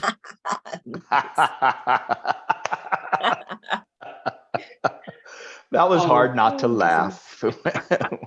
That play has possibilities, like a grape. All right. All right. Thank you, Jeff Tarson. I'm sorry. Thank you, Lisa. That was awesome. And now we go to Jeff Tarson. Ah, yes, we do, don't we? All right. Yes, let me find out where my play is. Oh, yes, here it is. Okay. All right. So to remind you, my suggestion was the sound of a blender. This has got a cast of several. I'll read stage directions and we will go from there. And I hope this play makes sense. I guarantee nothing. Here we go. A mostly empty fitness center. As lights go up, we hear the sound of a blender. Taggart, a very fit 20-year-old, works the smoothie station. Gilda, a mid-50s woman in workout clothes, waits. I'll take the wheat germ booster. I'll take the wheat germ booster, Tags. Taggart turns off the blender. No wheat germ today. What? No wheat? Sorry, we haven't been getting the shipments. It's the Ukraine nonsense, isn't it? COVID, now wheat. What next? Here you go. Medium razzmatazz. Thanks. Let me ask you something, Tags. What's going on with the lap machine? It's really squeaky. I'll tell the owner about it, but I doubt he'll do anything with business the way it is. Oh no, is he thinking of closing the place? It's the only gym this side of town. I'm not your father. I'm secretly a jewel thief. Huh? That's what Mr. Blanding said when I asked him that very question. I said, are you thinking of closing? And he said that. I think it's dementia. They nod knowingly at one another. Oh, Taggart, this sucks. Yeah. So I think it's just a matter of time. Once his kids realize it, they'll make him sell. Oh, but I love this place. No one's staring at me or young macho kids pushing you off the equipment. That's why I joined. I know. But look around. 5:30 on a weekday, and who's here? Just the usuals. Me, that old guy who swears at himself in Polish, and those Baker sisters who work out 3 hours every day. That's my point. It's not like it used to be. I gave my notice today. No, this is unacceptable. They can't just up and close the only well-respected gym in Parker County. That's hearsay. I say it's hearsay. Heresy. It's heresy, I say. It's not literally heresy, actually. But we've got to do something about this. Hey, fellas, gather around. An old Polish guy in his late 70s and two enormous identical twin sisters, Vicky and Jasmine Baker, start to walk over. Come on, folks. Gilda starts doing the cha-cha. What's going on? I got a great idea. It's this. This is terrific. We're going to save this place. Come, cha-cha with me, Tags. Taggart half dances with Gilda. Good, yeah, that's it. Cha-cha-cha. My dad taught me this dance. He taught you wrong. Faster steps on the... Shut up, Gramps. Now listen, they're going to try to close the place down. Did you hear that? What? Yeah, take the one good thing we got going here in the southeast Parker County and dump it. Gashuta bashka. You said it, brother. But we can stop this. We just got to convince the owner's family, and I know how. Taggart notices something wriggling on the floor. What's that? Is that a snake? Yes, it's one of mine. That's the plan, see? I keep them in my bag, but they love to see me cha-cha. Whoa, I'm lost. Are you lost? Totally. So simple. I collect snakes, endangered snakes. Tags, you knew that, right? Well, no. Doesn't matter. I've been collecting them for years. Why? I don't know. They're good companions. They like me for who I am. They eat mice. Doesn't matter. The point is, I'm committed to saving this gym. I'm so committed that I'm willing to give them all up, donate them, and say they are living here in the walls of this gym so they can't tear it down or sell it because they're endangered species. It's so beautiful. They're endangered, see? Just like this gym, just like all of us. The others who've been working out all nod slowly. Oh my God, are you serious? Deadly serious, Tags. They can't move us if we won't be moved. And they can't throw us all away if we're too valuable to be swept away. An egg falls to the ground from above. It's raining eggs! No, Gramps, they're snake eggs. That's a snake egg. I've already let them go to the rafters. They're giving birth to the next generation. How many did you bring with you to the gym? Oh, 12. Doesn't matter. The point is, this can work. And if we want to save this place, it's up to us. Who's with me? They all look at her like she's crazy, but what choice do they have? Slowly, they all put their hands together like the Justice League of America. Another egg falls from the ceiling. End of play. There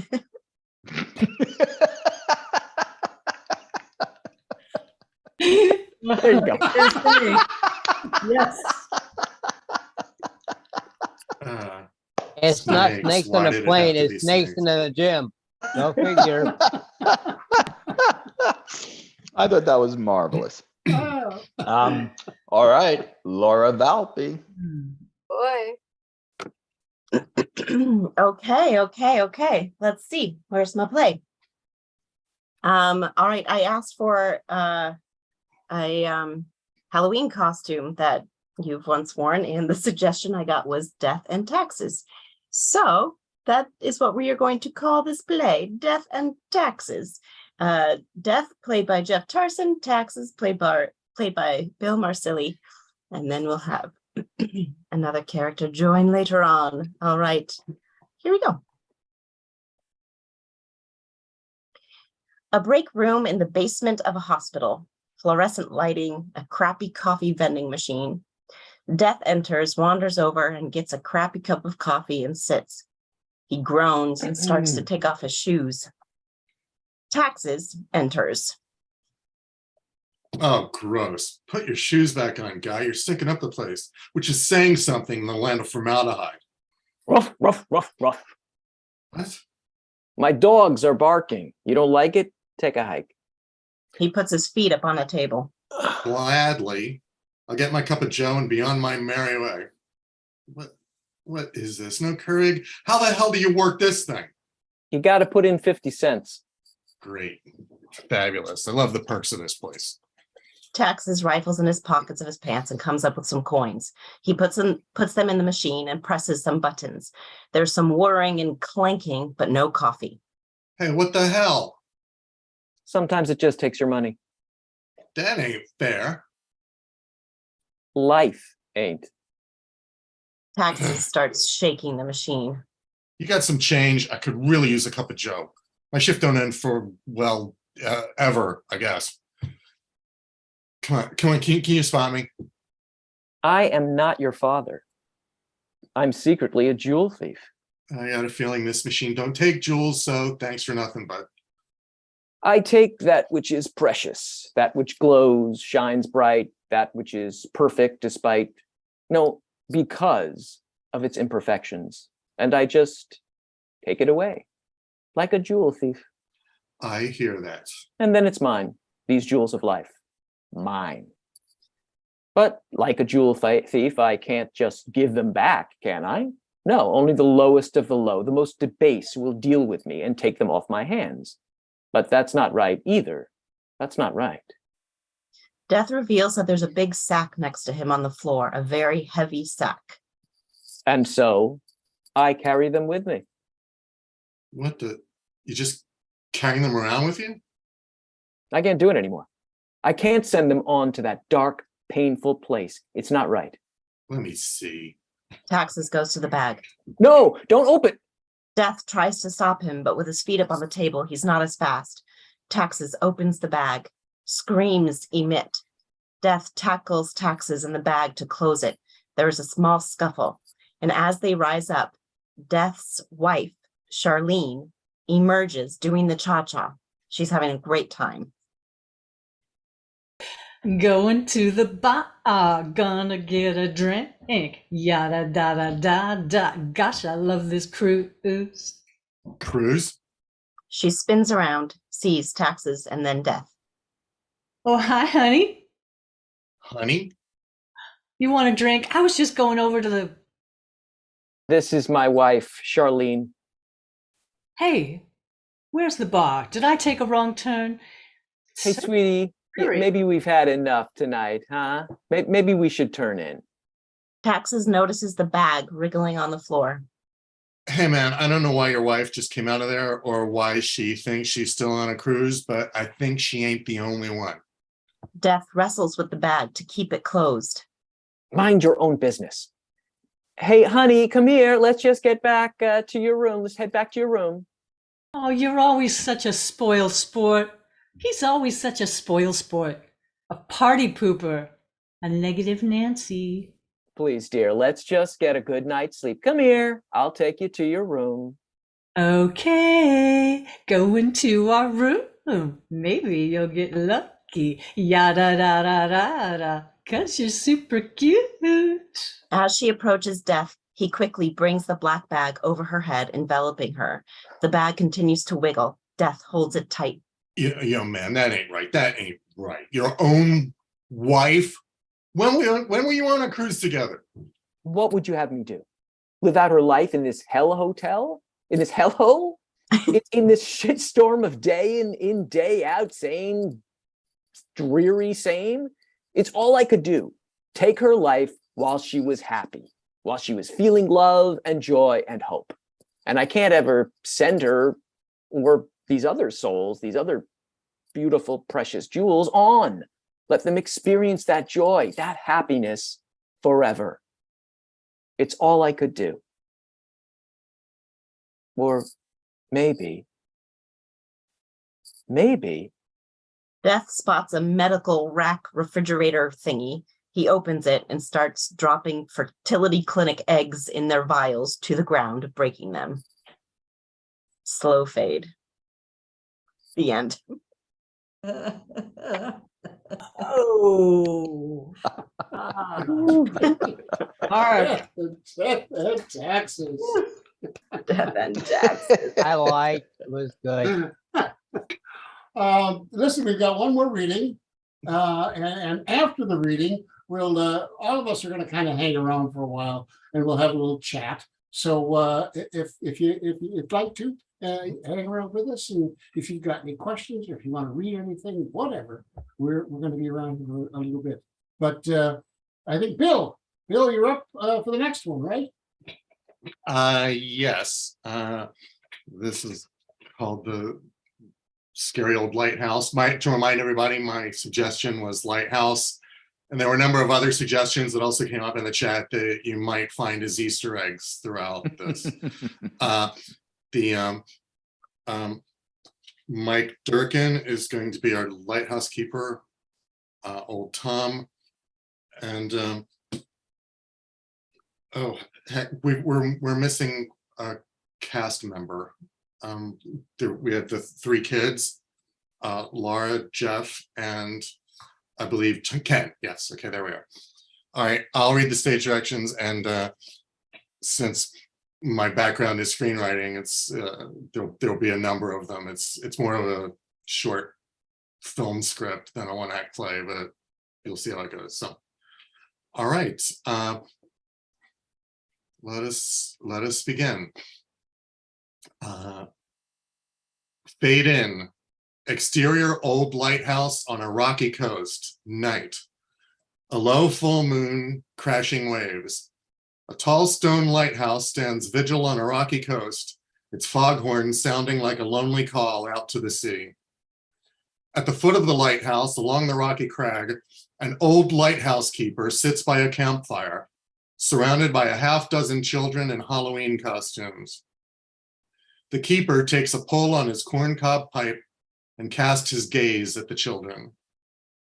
So, children, you come to hear old Tom tell his tale once more, huh?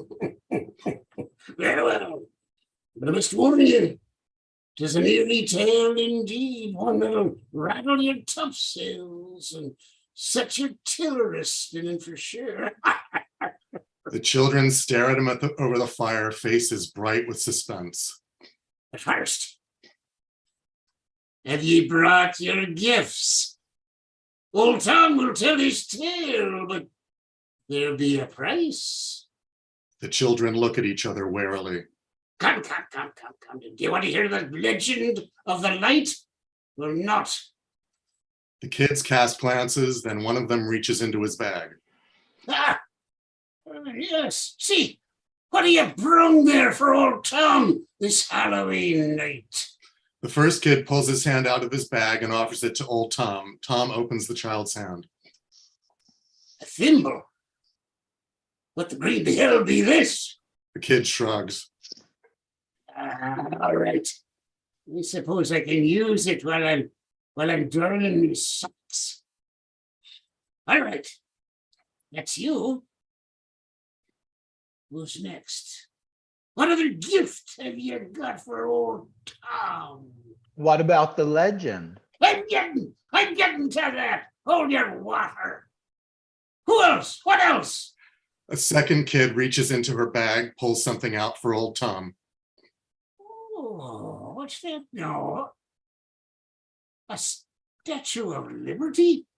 It's kind of like a lighthouse. It's kind of like a lighthouse. Hey, if a lighthouse has boobs and had a skirt, I guess I can stare at it while I'm darning me socks.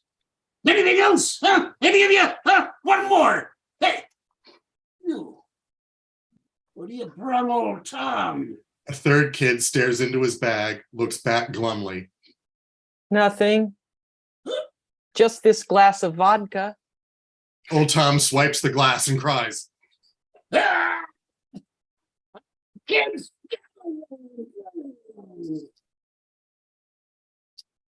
Now hear me. And hear me well. While I tell you this legend of the night. The kids sit up at the fire.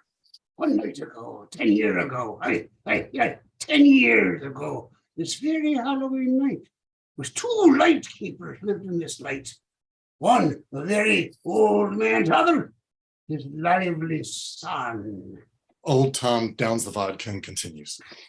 This night, they was up in the light, tending the large Farnell. The boy cleaning the lens, the father filling her with oil. And then the son says to his dad, Father, sure, glad I am that I've been stationed with you on this light. For I've long had a secret I've needed to share, but I had no courage till now. A strange, eerie, deadly secret, Father. The children's eyes glow in the firelight, enraptured. The young lad said, Father, you remember how I courted that young lass, Miss Ellie, in the town 3 winters ago, and one night she went missing? It was presumed she took the longboat out at night and drowned alone. Well, the truth is, and before he could finish, his father said, I am not your father. I am secretly a jewel thief. The kids blank at this. And the younger one, let's call him son of old Tom, just to keep the names straight. The son of old Tom just stares at him, gobsmacked and insensible. Your name is Old Tom. I know that. But this man's name isn't Old Tom, it's son of old Tom. So shut your hats and let me get out of it. Says anyway, the son of old Tom says, what are you talking about? And the father, let's call him Old Tom, just to keep the name straight. Your name is Old Tom. You want to tell me something I don't know? Tis a small island here and a common name. Anyways. From atop the light, there is suddenly a loud, piercing, inhuman Wilhelm scream. The kids scream too. Ah! What was that? Probably just the wind. Anyways, sore disappointed when son of old Tom. Why don't you call him Young Tom? What? Why don't you just call him Young Tom? Because his name was Percy. What are you fighting, you idiot? This story is boring. That's because you keep interrupting me. I tell you, it's a scary and deadly a tale has ever been told at the face of these waters. It's still boring. All right. Old Tom's got a remedy for that. He stands and suddenly starts doing the cha-cha, dancing while he tells the rest of his tale.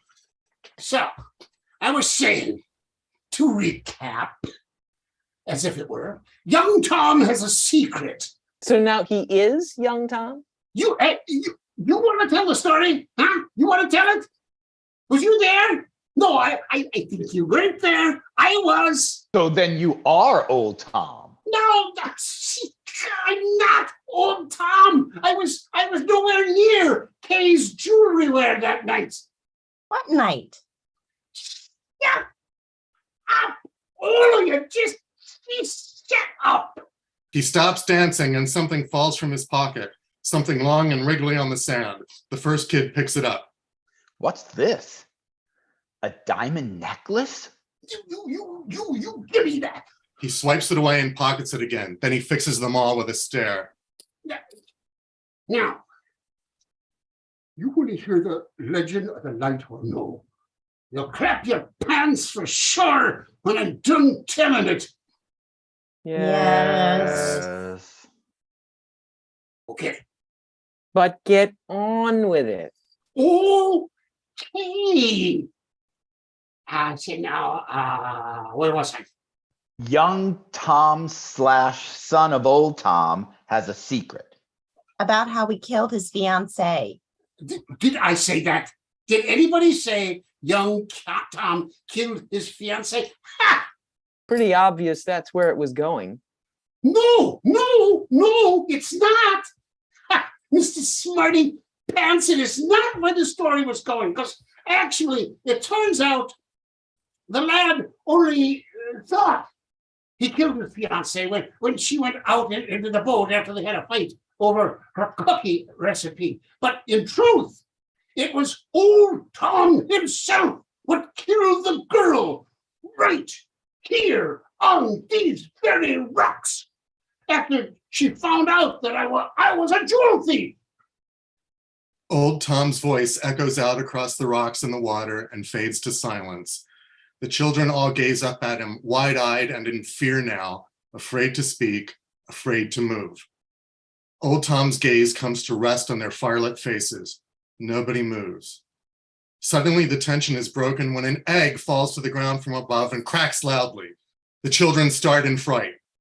Old Tom blinks out of his stupor, looks up at the tall shaft of the light. Damn pelicans. He looks back down to the children who are still afraid to move. Anyway, where was I again? The children look to each other in fright. Then, you were saying that young Tom confessed to old Tom that he had killed his fiancée and... Yeah, and he never found out old Tom's secret. Never. The other kids get it now, all together. And neither did we.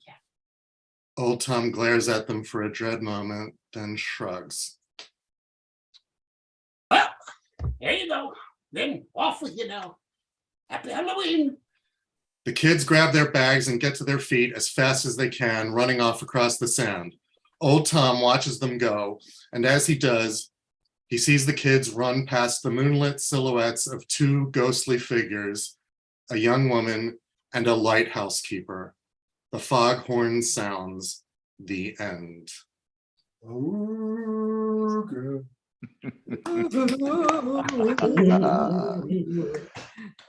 That was awesome. Wonderful. That was good. If I could ask everybody to turn their videos off right now. Off. And I think, Miss Laura, I think you just might have something to tell us, but you got to give me a second, as always, to... I certainly will, but will you? I'll start talking. I appreciate that. We've just had a whole lot of support from a whole lot of people over the last 2.5 years. And we'd like to acknowledge that support at this point in the show.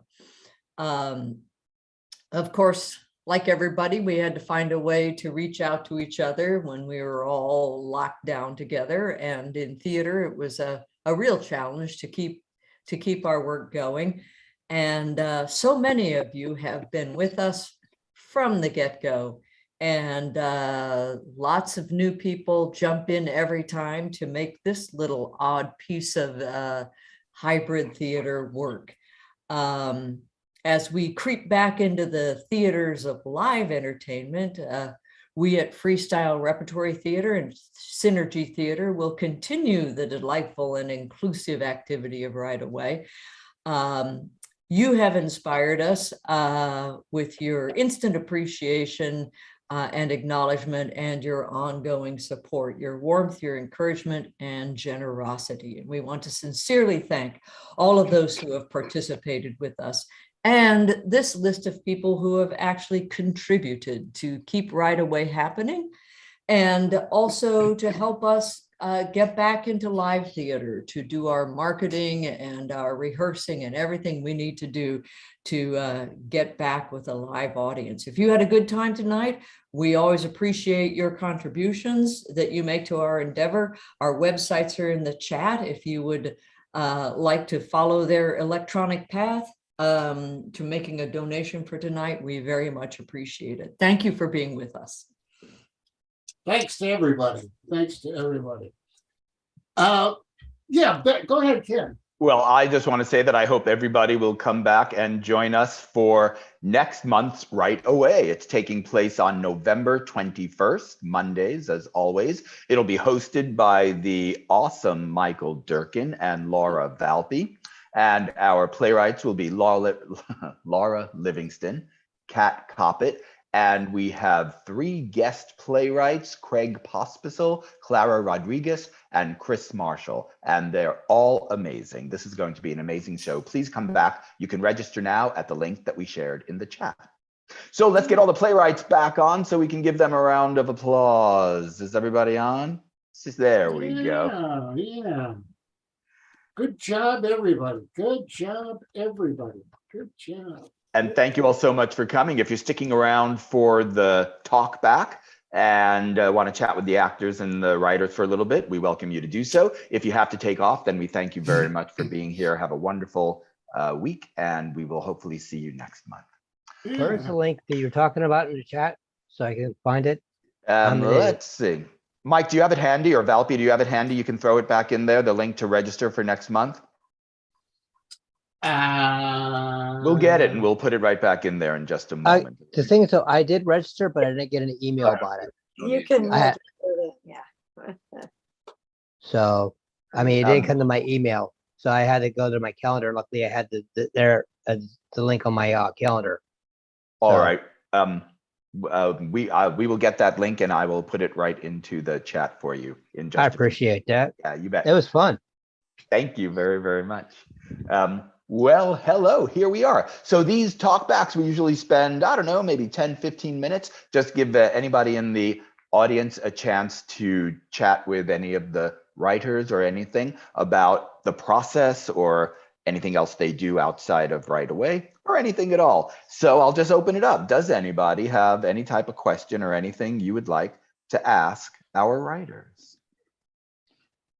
Actually, I do have a question. I have written 43 plays and I'm trying to get them out there. How do you do that? That is an awesome question, I think. And we have a couple of produced playwrights here that I think might have some insight into that. So anybody want to offer some advice? Gavian, are you in New York? Where do you live? I live in Fredericksburg, Virginia, and I write stuff like Sam Beckett, Pinter, Elby. I can never say him, Stars, Satir, French